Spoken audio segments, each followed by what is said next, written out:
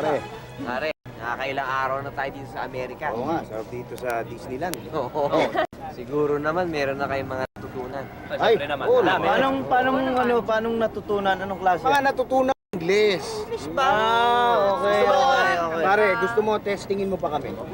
Ako na mauna. O, sige. Eto. Ano sa Amerika yung taga-repair ng sapatos? Uy, simula pa lang Ano? Taga-repair ng sapatos? Ano? Boston.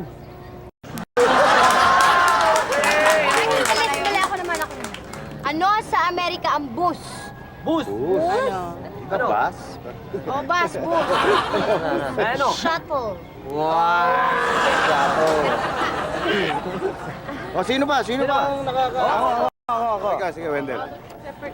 Ito, ano sa Amerika ang sa kanya ba yung lapis? Ba?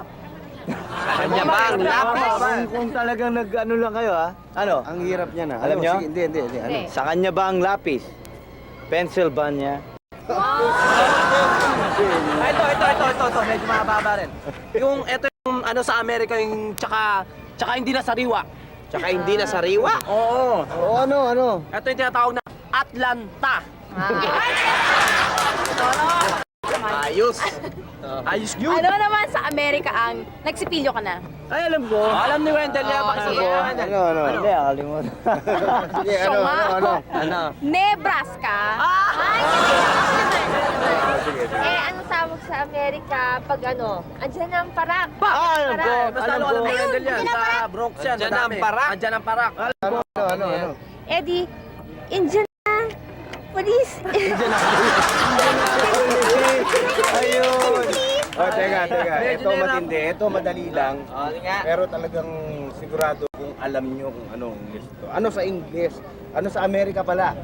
Yung pangit. Nga. Pangit? Oo. Ano ba? Pangit. Ano? Di nyo alam? Hindi. San Diego. Diego. Oo. San Diego. Eh, wala siya. Pangit naman dagaan yan.